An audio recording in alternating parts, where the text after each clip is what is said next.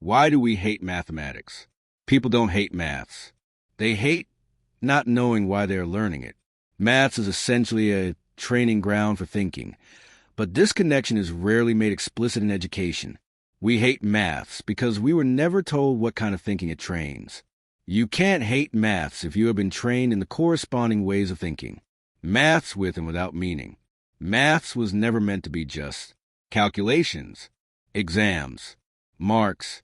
It was meant to be training in thinking, mental discipline, decision-making preparation, major brain regions involved in thinking. The regions and their corresponding roles in thinking are mentioned below.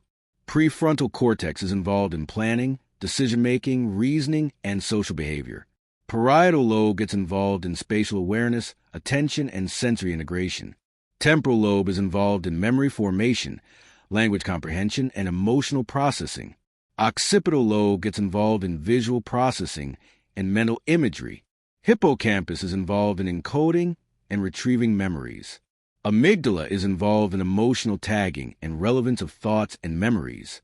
Let's see what we have been missing all along our lives.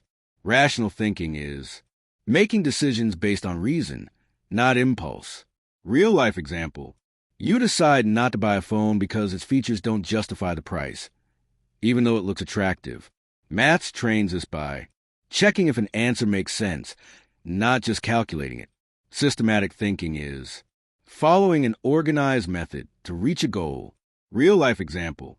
Planning a wedding step by step. Venue, guest list, budget invitations, logistics. Maths trains us by teaching structured problem solving instead of random attempts.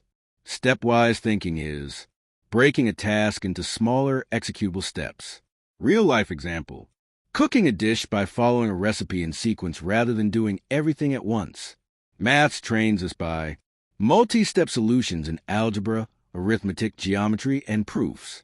Abstract thinking is thinking beyond concrete objects. Real-life example. Understanding that money in a bank account is real even though you can't physically see it. Maths trains us by variables, symbols, functions, infinity, imaginary numbers. Logical thinking, deductive, is applying general rules to specific situations. Real-life example. All shops are closed on Sunday. Today is Sunday. The shop will be closed. Maths trains us by theorems, proofs, and rule-based reasoning. Logical thinking, inductive, is identifying patterns and establishing rules based on observations.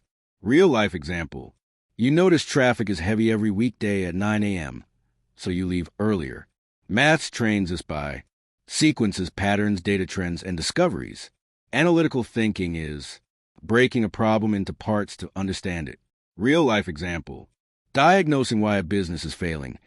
Sales, expenses, marketing, staff, timing. Maths trains us by word problems, data analysis, case-based reasoning. Critical thinking is questioning assumptions instead of accepting information blindly. Real-life example. You don't believe a viral claim until you check multiple sources. Maths trains us by asking why a method works, not just how. Evaluative thinking is judging which option is best. Real-life example. Choosing the best route based on time, traffic, fuel costs, and not just distance. Maths trains us by comparing methods, checking efficiency, optimizing solutions.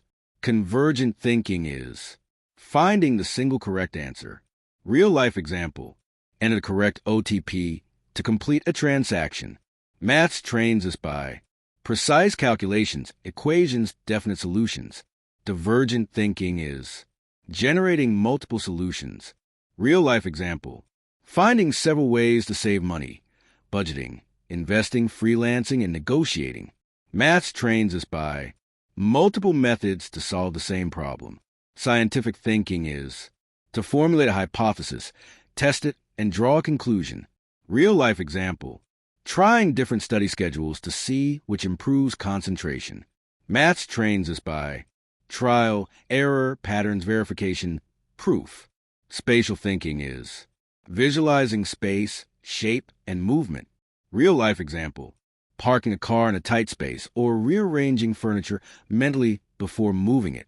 Maths trains us by geometry, graphs, transformations. Quantitative thinking is understanding quantities, proportions, and magnitude. Real-life example, knowing that a 50% discount is better than $200 off, only in some cases. Maths trains us by percentages, ratios, scaling, estimation. Metacognitive thinking is the most sought-after thinking, which involves thinking about how you think. Real-life example, realizing you learn better in the morning and adjusting your routine. Maths trains us by checking steps, reflecting on errors, choosing better strategies. To summarize the types of thinking, the core logical and cognitive thinking consists of rational thinking, systematic thinking, stepwise thinking, abstract thinking, and logical thinking, deductive and inductive. Problem-solving thinking consists of analytical thinking, critical and evaluative, convergent thinking, divergent thinking, and scientific thinking. Mathematical thinking skills include spatial thinking, quantitative thinking, algebraic thinking, and computational thinking. Meta-level thinking has metacognitive thinking. Let's hope that the education system worldwide starts seeing the significance of mathematics and adopts training strategies to enhance thinking rather than merely solving problems. I am happy to present to you my ebook, Reframe Your Intelligence Through Maths. Please note that it is not a book of mathematics, but rather a psychologist's view on why we are afraid of math and how to overcome such fears, anxieties, and aversions. As long as these fears persist, we may struggle to enjoy math and achieve good scores.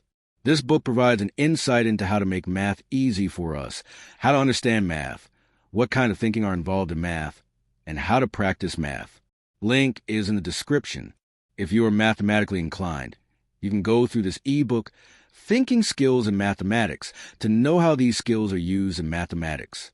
This ebook is free when you purchase the ebook, Reframe Your Intelligence Through Maths. A child comes into this world with a fully equipped brain capable of a variety of thinking faculties.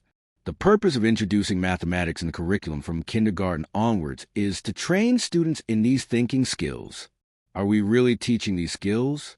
Like, share, comment, subscribe. Thank you.